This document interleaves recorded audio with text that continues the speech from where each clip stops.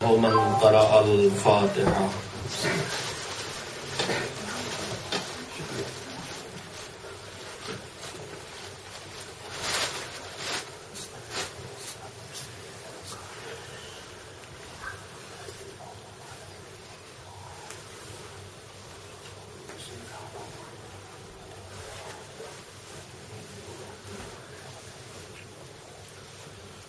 أعوذ بالله من الشيطان اللعين الرجيم.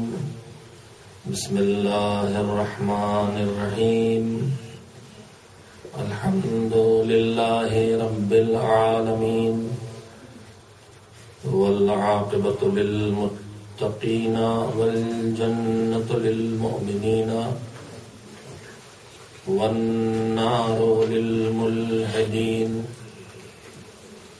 والصلاة والسلام على سيد الأنبياء والمرسلين سيدنا ونبينا وشفيعنا أبي القاسم محمد اللهم صل على محمد وآله الطيبين الطاهرين المعصومين المظلومين، واللعنة الدائمة الباقية على أعدائهم أجمعين من الآن إلى يوم الدين.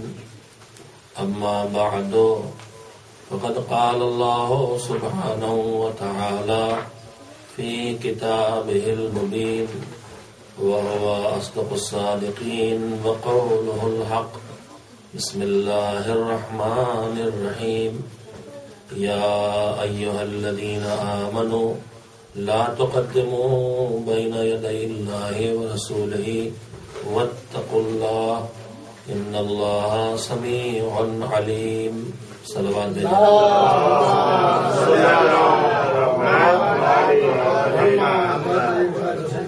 الہی نظام ہدایت کے عنوان کے تحت گفتگو کا جو سلسلہ جاری ہے،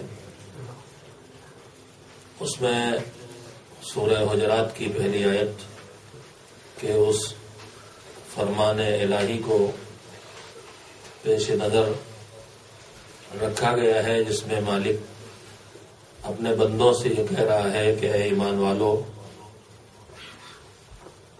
اپنے آپ کو اللہ سے آگے نہ بڑھاؤ اور اپنے آپ کو اللہ کے پیغمبر سے آگے نہ بڑھاؤ، یعنی ٹھیک ٹھیک اطاعت پروردگار اور ٹھیک ٹھیک اطاعت محمد و آل محمد علیہ السلام کرنے کی ہدایت دی جا رہی ہے۔ میں نے اس سلسلہ مجالس کے آغاز میں یہ گزارش کی تھی آپ حضرات کے سامنے کہ نظام ہدایت جس میں اللہ کی طرف سے نبی اور رسول آئے ہیں، ائمہ معین ہوئے ہیں، آسمانی کتابیں نازل ہوئی ہیں، قرآن مجید آیا ہے، ہم کو عقائد کے سلسلے میں ہدایات دی گئی ہیں کہ ہمیں کن نظریات اور کن عقائد کو اپنانا ہے اور کن کو نہیں اپنانا ہے، ہمیں اخلاقی ہدایتیں دی گئی ہیں کہ ہمیں کون سی باتیں اچھی ہیں، عادتیں اچھی ہیں، خصلتیں اچھی ہیں، ان کو اپنانا ہے، اور کون سی باتیں، کون سی عادتیں، کون سی خصلتیں بری ہیں، ان کو اپنے آپ سے دور رکھنا ہے۔ ہمیں خود اپنے اعمال، اپنے کاموں کے بارے میں حکم دیا گیا ہے کہ ان پر کنٹرول رکھنا ہے اور حکم الہی کی روشنی میں کنٹرول رکھنا ہے۔ کوئی بھی کام کرنے سے پہلے یہ دیکھنا ہے کہ یہاں پر حکم دین کیا ہے، حکم مذہب کیا ہے۔ اس نظام کی پابندی میں ہی ہمارا فائدہ ہے،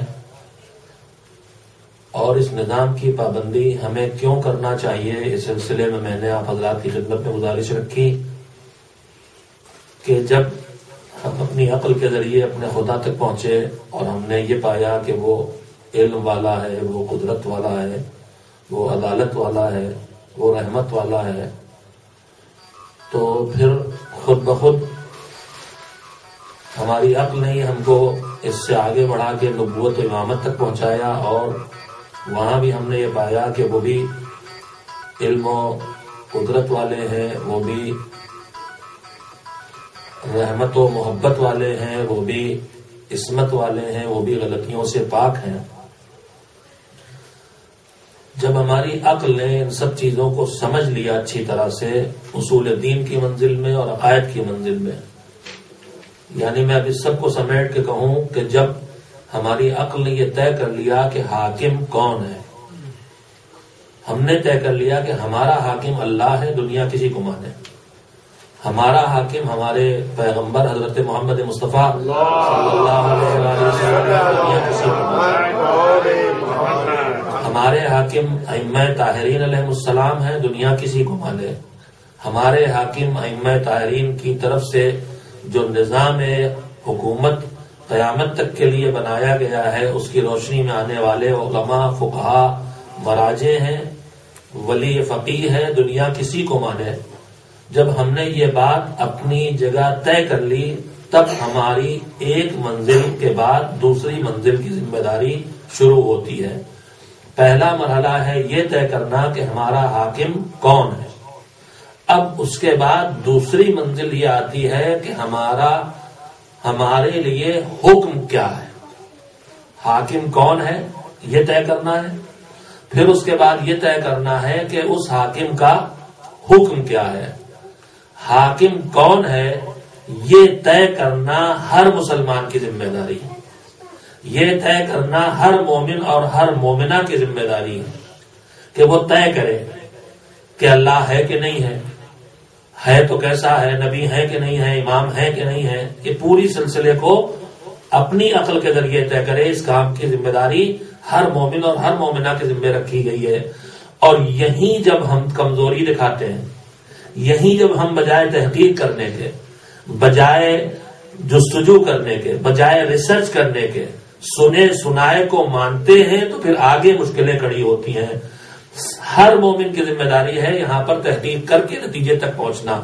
اب اس کے بعد حکم کیا ہے، حکم کیا ہے، یہاں کی منزل جب آتی ہے تو یہاں پر دو راستے ہو جاتے ہیں۔ یا آدمی خود حکم خدا کا پتہ چلائے، تو کیسے پتہ چلائے گا؟ یا تو اس پہ وحی آئے گی جو نہیں آئی، ہم میں سے کسی پہ نہیں آتی، یا ہم پر الہام ہوگا تو ہم میں سے کسی پہ نہیں ہوتا، یا ہم خواب کے ذریعے حکم خدا کا پتہ چلائیں گے تو اللہ نے وہ والا خواب ہمیں دیا نہیں ہے، وہ نبیوں اور معصوموں کے لیے ہے کہ جہاں خواب کے ذریعے بھی حکم خدا کا پتہ چلتا ہے۔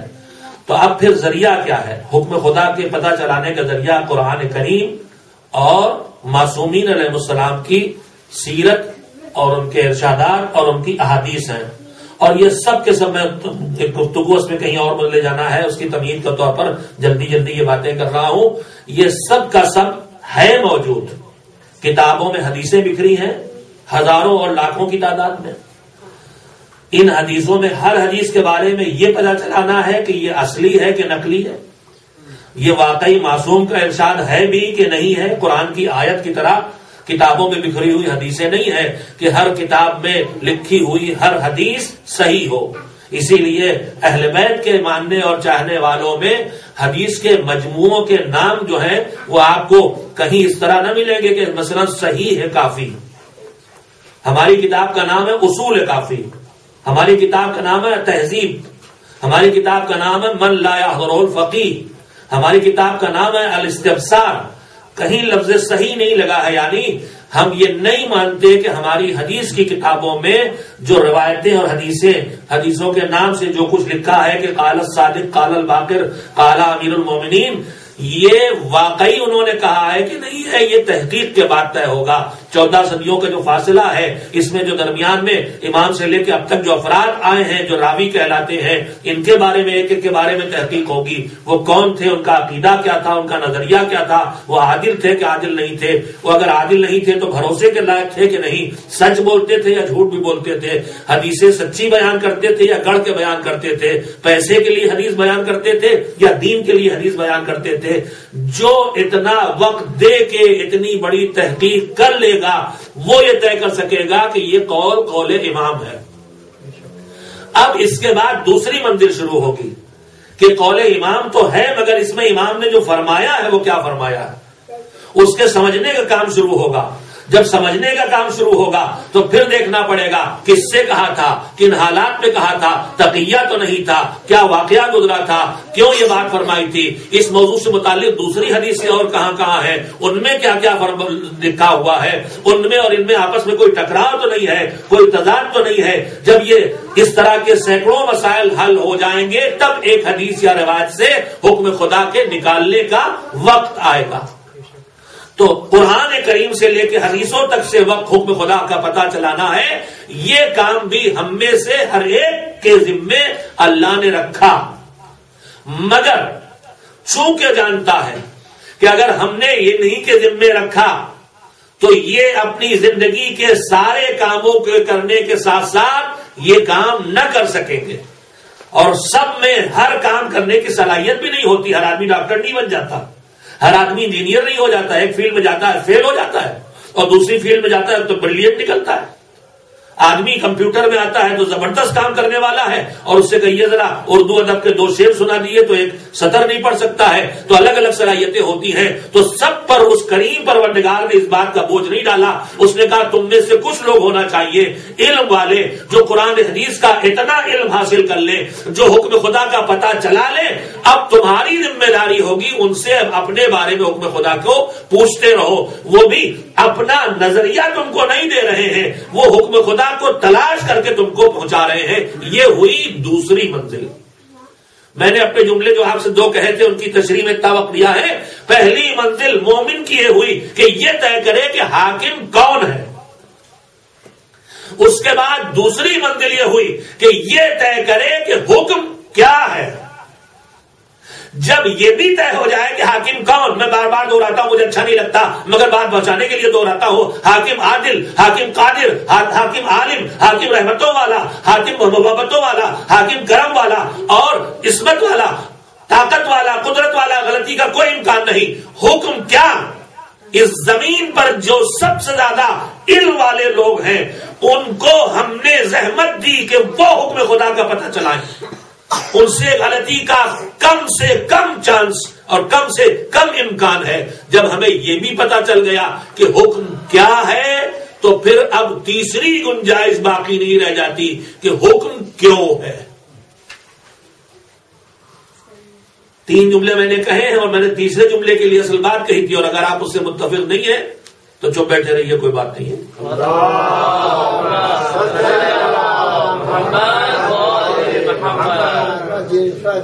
بس میں یہ جو ہمارے معاشرے میں ہمارا جو نظام ہدایت الہی ہے اس سلسلے میں ایک بڑا یہ مسئلہ کھڑا ہوتا ہے.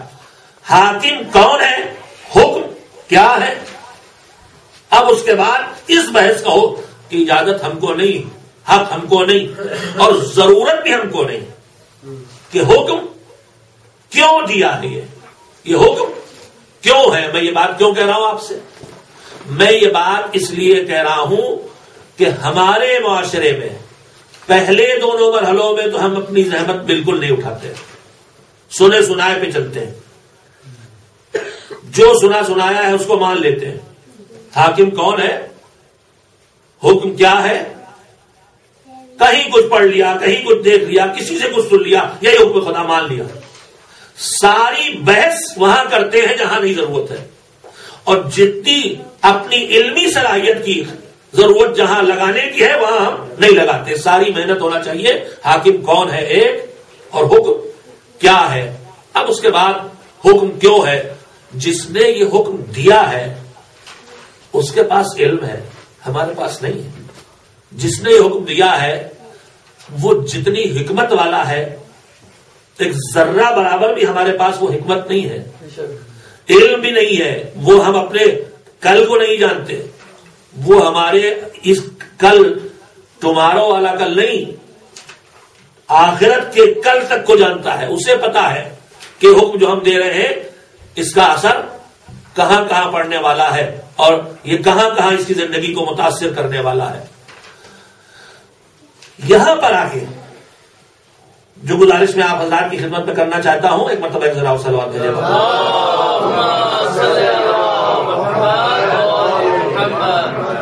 ہم احکام مذہب میں یہ حکم کیوں دیا گیا اور اللہ نے یہ حکم کیوں دیا اور یہ شریعت نے یہ کیوں رکھا ہے، جو اس بحث میں جاتے ہیں یہاں پر آتے آتے ایک بات اور آپ سے کہنا چاہتا ہوں کہ میرے عزیزوں، اس کا پورا نظام ہدایت علم دینے پر چلتا ہے، اس کا پورا نظام ہم کو علم دیتا ہے، ہم کو علم دیتا ہے، ہر چیز کا علم ہم کو اس سے ملتا ہے، لیکن ہم اس نظام ہدایت میں علم پانے پر آ جاتے ہیں اور ہماری عادت بن جاتی ہے کہ ہمیں باخبر کیا جائے، ہمیں علم ملے، ہمیں سمجھایا جائے۔ مگر میں نے آپ سے ایک دن کہا تھا شروع میں کہ میں ان پہلوؤں کی طرف متوجہ کروں گا جن کی طرف عام طور پر ہم نظام ہدایت متوجہ نہیں ہوتے۔ میں آج اس میں سے ایک پہلو آپ کے سامنے رکھنا چاہتا ہوں اور اللہ کرے آپ تک پہنچا سکوں کہ اس کا یہ نظام ہدایت جیسے ہم کو باخبر کرنا اور ہم کو علم دینے پر چلتا ہے، اسی طرح سے وہ ہماری ہدایت، ہماری تربیت کبھی کبھی ہمیں باخبر کر کے نہیں، بے خبر رکھ کے کرتا ہے۔ وہ ہماری ہدایت اور ہماری تربیت کبھی علم دے کے نہیں، بلکہ ہمیں بغیر علم کے رکھ کے کرتا ہے۔ میں نمونے اس کے دیتا ہوں، اس کی مصلحتیں وہی جانتا ہے۔ میں ایک ثبوت کے طور پر ایک نمونہ آپ کی خدمت میں رکھتا ہوں، بلکہ 2 نمونے رکھتا ہوں۔ آپ نے بھی پڑھا ہوگا، جس کسی نے بھی مفاتیح الجنان اٹھائی ہے اور شب قدر کے اعمال کیے ہیں اس میں یہ موجود ہے تذکرہ۔ شب قدر ایک ہے کہ 2 ہیں کہ 3 ہیں؟ سیدھا سیدھا جواب یہ ہے کہ شب قدر ایک ہے۔ قرآن مجید کہتا ہے انا انزلناہ فی لیلۃ القدر، ہم نے لیلۃ القدر میں، لیلہ ایک رات کو کہتے ہیں، 2 راتوں کو نہیں کہتے، 2 راتوں کو لیلتان کہتے ہیں، 3 یا اس سے زیادہ راتوں کو لیالی کہتے ہیں۔ تو اگر 3 ہوتی تو انا انزلناہ فی لیالی القدر ہوتا مثلا، یا لیلۃ القدر ہوتا، لیکن ہے انا انزلناہ فی لیلۃ القدر، ہم نے شب قدر میں نازل کیا۔ قرآن کہتا ہے کہ شب قدر ایک ہے، انا انزلناہ فی لیلۃ مبارکہ، ہم نے مبارک رات میں، ایک مبارک رات میں نازل کیا۔ 3 نہیں ہے شب قدر، ایک ہے۔ مگر ہمارے معاشرے میں 3 راتوں میں عبادت ہوتی، معصومین کی روایات اور ارشادات اور ہدایات میں 3 شبوں میں عبادت کا حکم دیا گیا ہے ایک، اور کرتے 3 میں۔ کیوں کرتے؟ کہا 19 کو روایت میں وارد ہوا ہے شب قدر ہوگی، کر لو عمل۔ کہا 30 آئی کا پھر روایات میں آیا ہے، زیادہ امید ہے 19 کے مقابلے میں، عمل کرو۔ تو پھر 23 کہا اور زیادہ امید ہے کہ یہ شب قدر ہوگی، پھر عمل کرو۔ شب قدر ایک ہے اور اعمال کرو 3 راتوں میں۔ معصوم کی خدمت میں صحابی نے آ کے سوال کیا، چھٹے امام حضرت جعفر صادق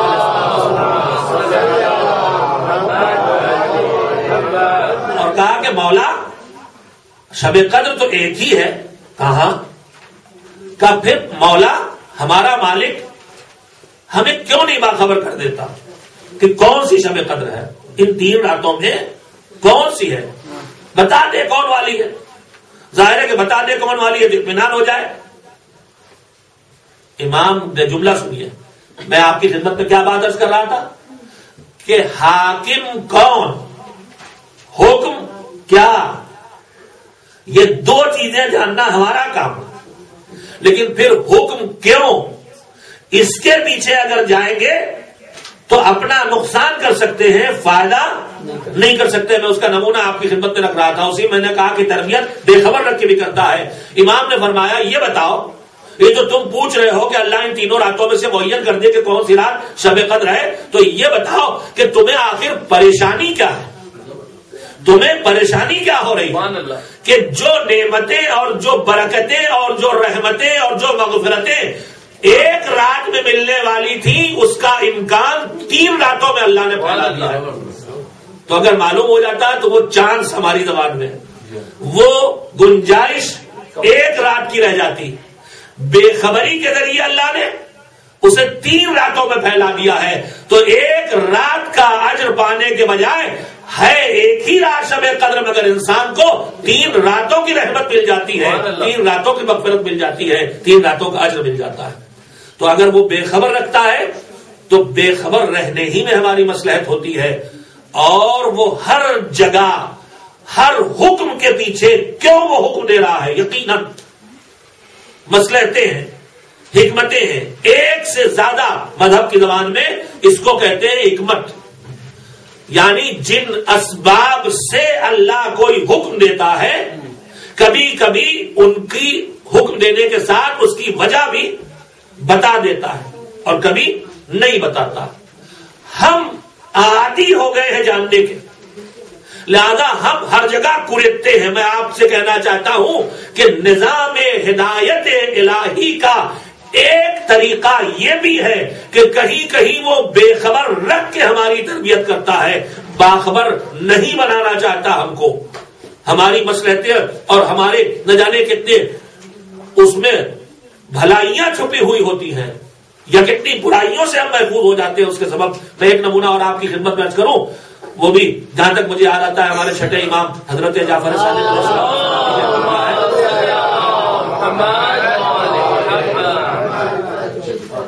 امام اس سے گفتگو کر رہے ہیں اپنے صحابی سے پہل کر کے, اور اس گفتگو میں مولا نے اس سے کہا کہ پروردگار عالم 3 چیزیں ایسی ہیں جن کے بارے میں وہ خوب اچھی طرح جانتا ہے.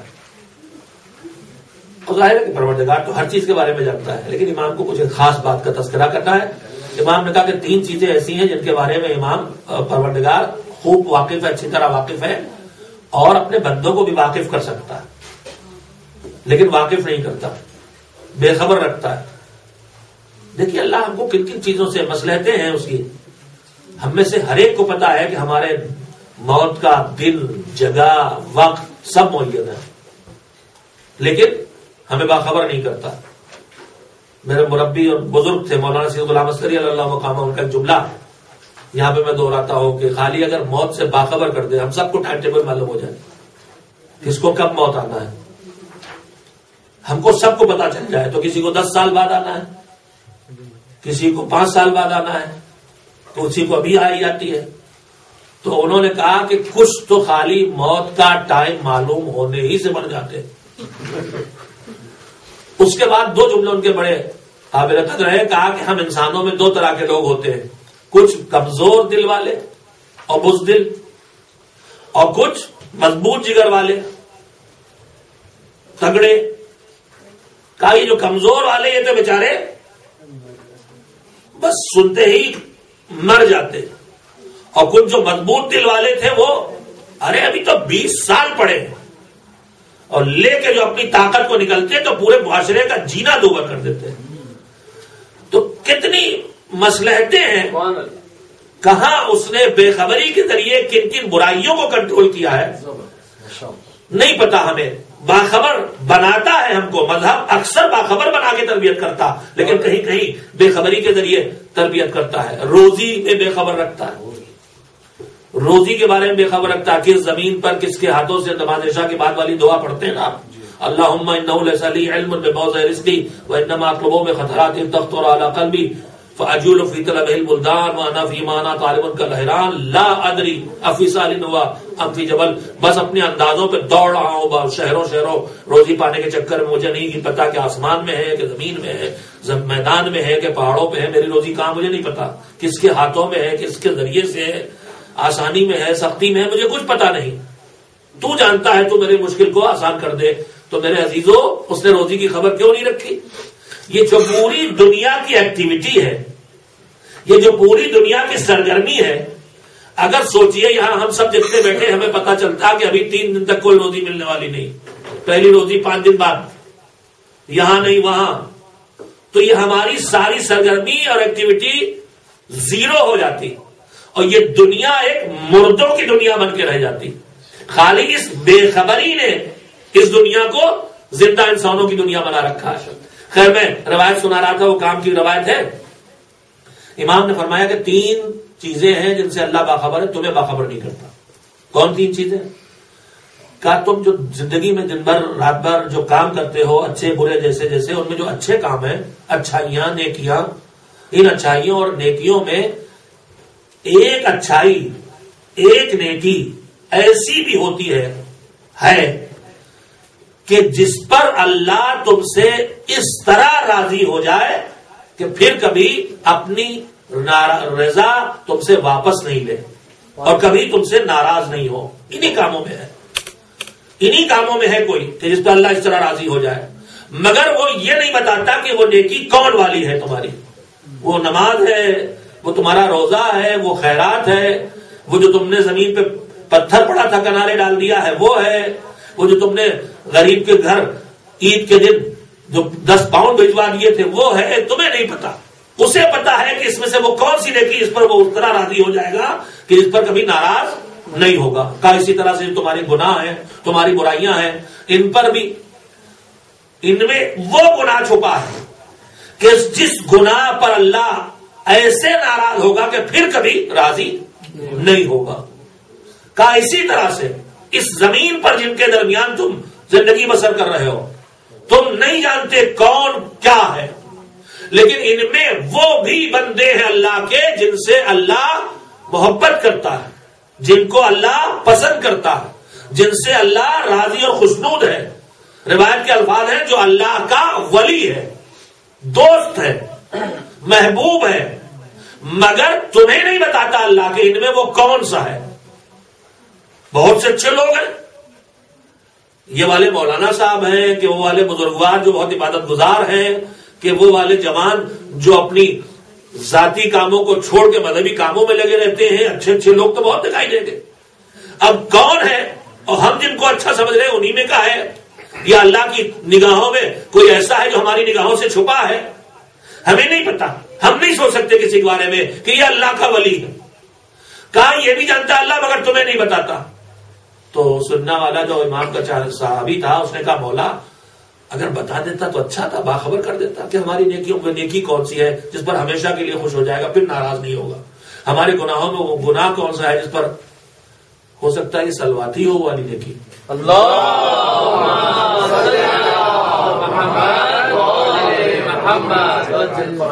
ہمارے گناہوں میں وہ برائی، وہ گناہ کون سا ہے جس پہ ہمیشہ کے لیے ناراض ہو جائے گا پھر راضی نہیں ہوگا. وہ ہمارے درمیان، ہم جن کے درمیان ہیں، جن انسانوں سے دوستی تعلقات ہیں، ان میں اب وہ اس کا محبوب و پسندیدہ بندہ اور ولی خدا کون سا ہے؟ کب بتا دیتا تو اچھا تھا. کب کیوں بتا دیتا؟ کیوں بتا دیتا؟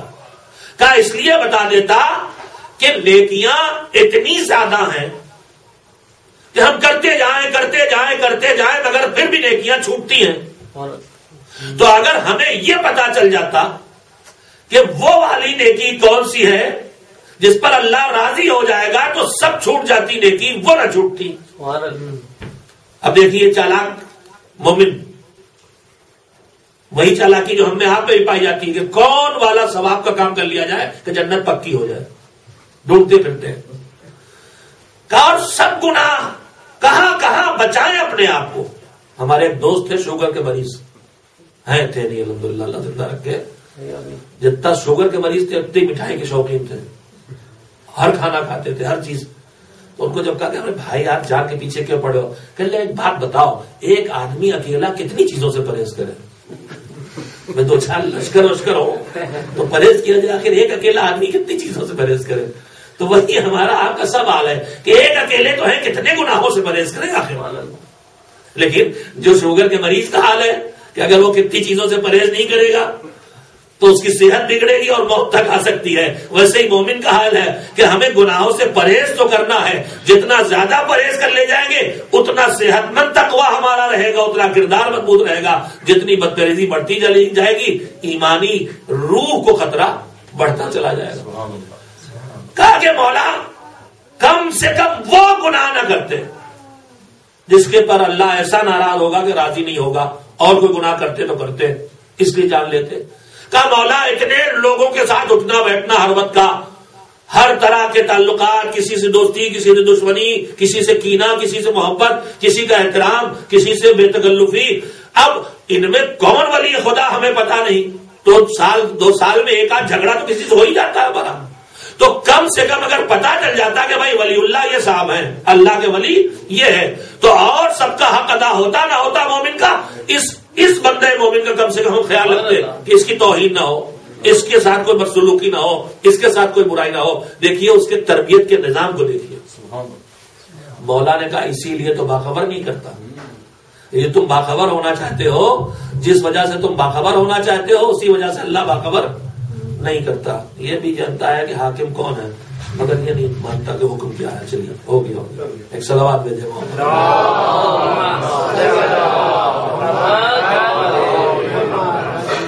علی سلوات. تھوڑی پیچھے والے بڑھیا آرام کر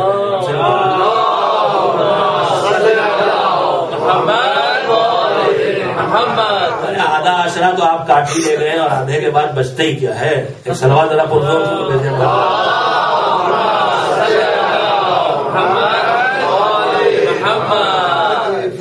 ہمارے بزرگوں میں نجف میں علماء کچھ دنیا میں ہیں, کچھ رخصت ہو گئے. ان کے جو بے تکلف گفتگو کے بعد اجزاء سننے کو ملے بچپن میں, اس میں ایک نجف میں ایک بزرگ نے دوسرے بزرگ سے, جو اس وقت بزرگ ہے اس وقت طالب علم تھے, کہا نماز پڑھائیے, پڑھاؤ تم پڑھاؤ. کیوں؟ کہا تمہارے پیچھے نماز پڑھنے کا دوہرا ثواب ملتا ہے. کیوں ثواب ملتا ہے دوہرا بھائی؟ کہ ایک بار تمہارے پیچھے پڑھنے کا, ایک بار گھر میں جا کے دوہرانے کا. تو میری مجلس سے بھی دوہرا ثواب ملتا ہے. ایک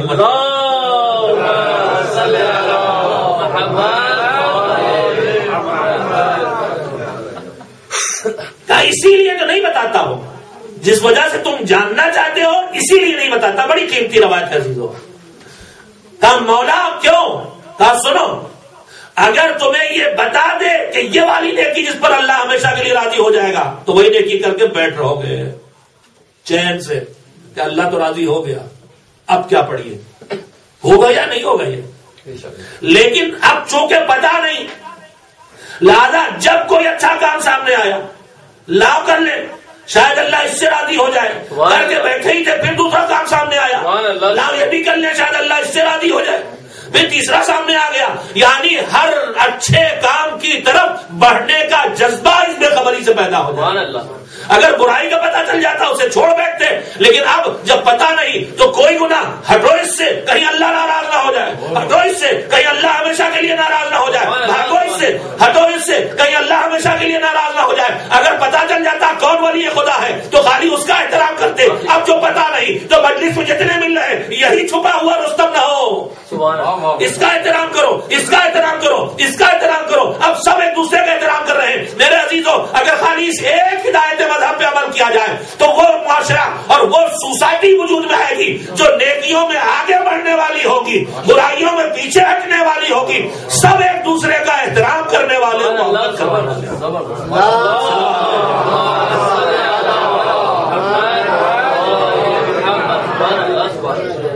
لہذا اس کی کوشش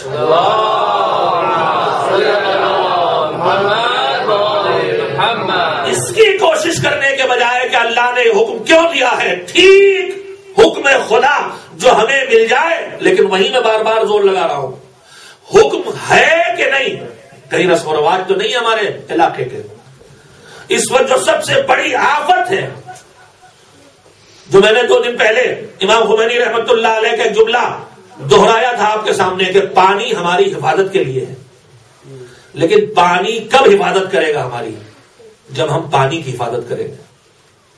ہم پانی کو گندلا کریں گے, پانی میں جراثیم ملائیں گے, پانی میں مل کا کچرا ڈالیں گے، پانی میں دریا میں سیور لائن جوڑیں گے، پھر اس سے پانی پیئیں گے، تو یہ ہماری حفاظت نہیں کرے گا، ہمارا قاتل بن جائے گا، ہماری زندگی کا خطرہ بن جائے گا، ہماری صحت کی تباہی کا ذریعہ بن جائے گا۔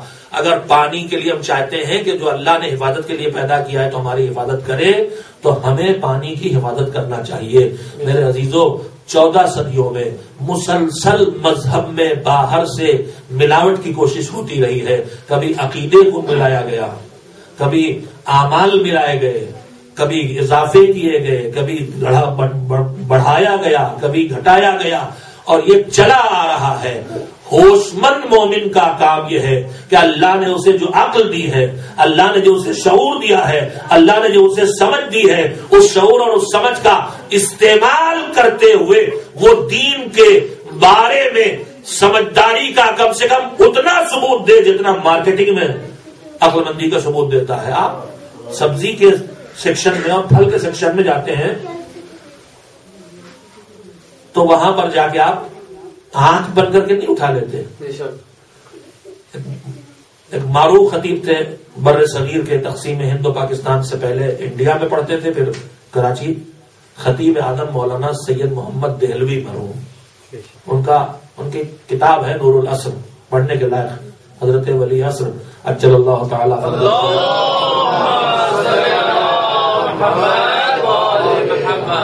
بہت ہی ظریف اور پرمذاق اور عالم اور نقطہ سنج۔ وہ کہتے تھے کہ 1 درجن، آپ لفظوں سے خود مفہوم انشاءاللہ محسوس کر لیں گے، کہتے تھے کہ 1 درجن کیلے لینے جاتے ہیں، اب اپنے علاقے میں درجن سے ملتے ہیں، تول کے نہیں، شاید یہاں تول کے ملتے ہیں، کہا ہم 1 درجن کیلے لینے جاتے ہیں تو دیکھ لیتے ہیں اس میں کوئی داغی تو نہیں ہے۔ انہوں نے کہا کہ پتہ نہیں حکومت کے لیے سربراہ منتخب کرنے والوں نے کیسے معیار انتخاب بنایا کہ جتنے دیکھو یا کوئی داغی دکھائی دیتا ہے یا کوئی باغی دکھائی دیتا ہے۔ تو اگر پھل کی دکان پہ بھی ہم جاتے ہیں تو جتنی سمجھداری ہمارے اندر ہے کہ یہ ٹھیک نہیں ہے، یہ پرانا ہو گیا ہے، یہ سوکھ گیا ہے، یہ کھٹا ہوگا، سبزی لاتے ہیں تو جتنی سمجھداری دکھلاتے ہیں، اور گوشت کی دکان پہ تو زیادہ ہی سمجھداری دکھلاتے ہیں، تو یہ ساری سمجھداریاں ہماری مذہب کے معاملے میں آ کے پیچھے چلی جاتی ہیں۔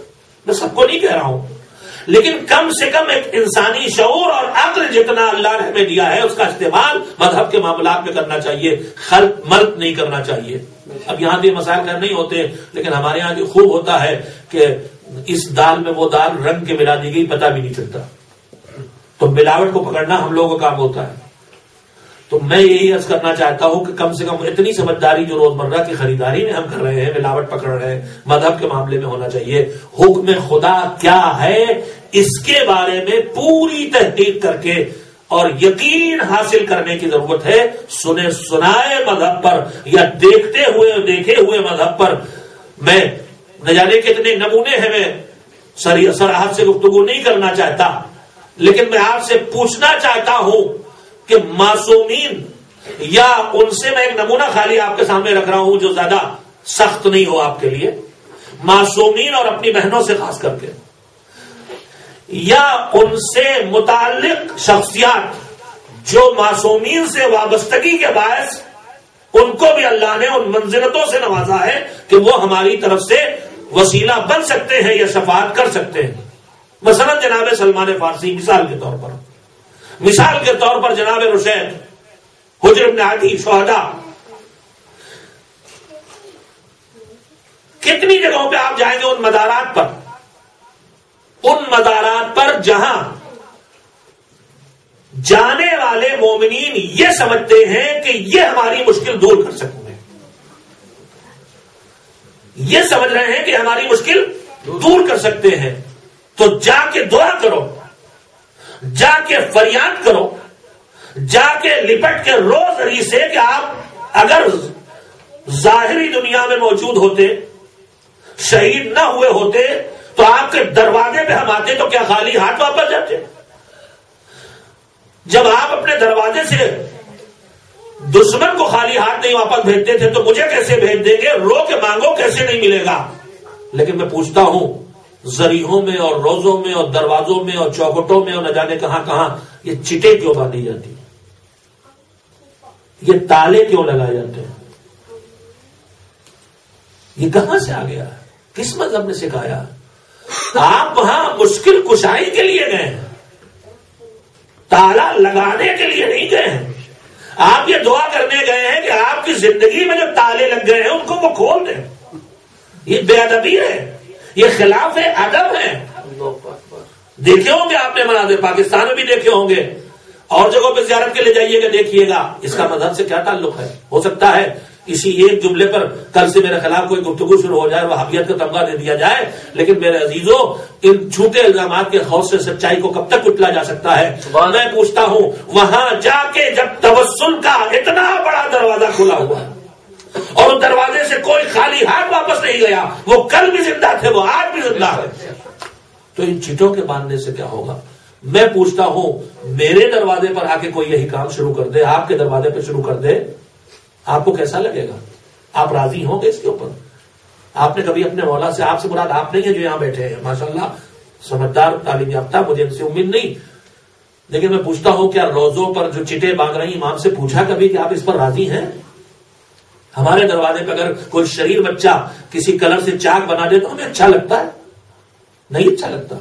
ہم اپنے بچے کو بھی اجازت نہیں دیتے، تو ان کے روزوں کو جو ہم اپنی مرضی سے تالے کہیں چیز جہاں جو چاہے کر رہے ہیں اور پھر فرض کر لیتے ہیں خود ہی اپنے اعتبار سے، نہ جانے کیا کیا کہ یہ منت پوری ہو جائے گی تو یہ کریں گے. مذہب کہتا ہے کار خیر کرو. منت کا مطلب ہے کسی کار خیر کی نیت کرنا، اور جتنا تمہارا بڑا کام ہو اتنے بڑے کار خیر کا ارادہ کرو. اگر بچے کی بیماری کی شفا چاہتے ہو تو پھر کم سے کم یہ کار خیر کی نیت کرو کہ میرا بچہ جی اٹھا تو میں ایک یتیم کی پرورش کر کے اسے زندگی میں عزت دے دوں گا. کار خیر کرو. کم سے کم اگر یہ چاہتے ہو کہ میرا بچہ بولتا نہیں، یہ بولنے لگے تو کچھ نہیں تو کم سے کم ایک ذکر حسین کی مجلس کر کے اعلان کرو کہ ہم آپ کے حق کے لیے ہمیشہ قائم رہیں گے، ہمیشہ کھڑے رہیں گے، ہمیشہ حمایت کرتے رہیں گے. میرے بچے کو زبان دے دیجیے. تو میرے عزیزوں میں نے ایک نمونہ خالی آپ کے سامنے رکھا ہے اس بات کی عرض کرنے کے لیے، اور وہ جو جھجک کے رکھا ہے، بہت سہم کے رکھا ہے کہ مذہب کیا ہے اور مذہب کیا نہیں ہے، حکم خدا کیا ہے اور حکم خدا کیا نہیں ہے. اس کو سمجھے بغیر عمل کے راستے پر ہم کو آگے نہیں بڑھنا چاہیے، بلکہ خیال رکھنا چاہیے جب یہ یقین ہو جائے کہ حکم خدا ہے، حکم مذہب ہے، حکم مولا ہے، حکم امام ہے، حکم پیغمبر ہے، تو ہمیں اس یقین کے بعد آنکھ بند کر کے اس پر عمل کرنا چاہیے. لیکن اگر اس یقین تک نہ پہنچ جائیں تو ہوشیار رہنا چاہیے.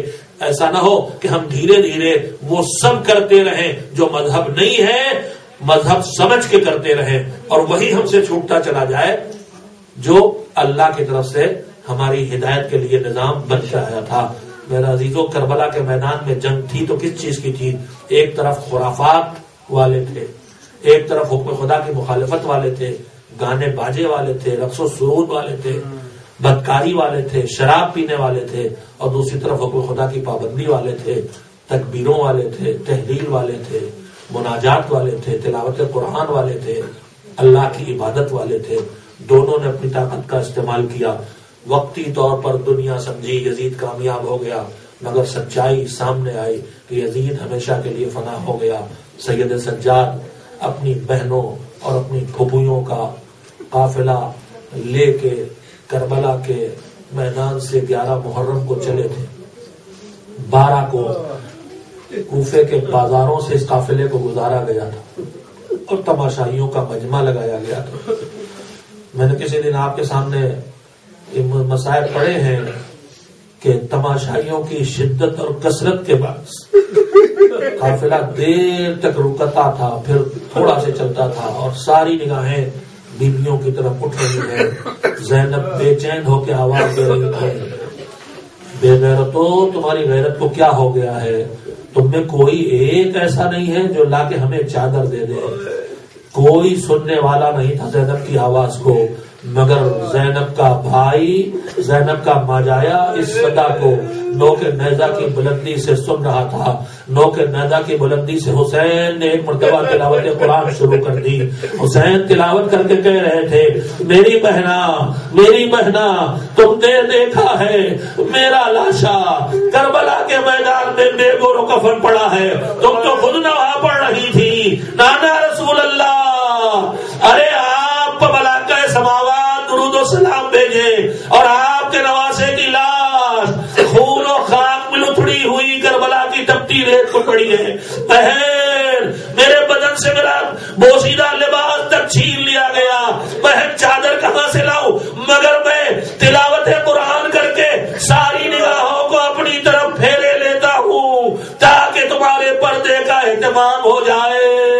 بیمار اس منظر کو بھی دیکھ رہا ہے۔ دربار یزید کی، دربار ابن زیاد کی بے چینیاں بھی سید سجاد نے دیکھی۔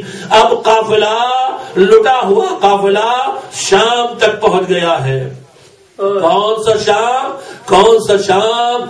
جس شام کی مصیبت کا تذکرہ امام سجاد نے ہمیشہ تب کیا جب کسی نے پوچھا کہ بڑی مصیبت کہاں پڑی۔ تو فکر سنو عزیزانو، انشاءاللہ آنکھوں سے آنسو بہیں گے۔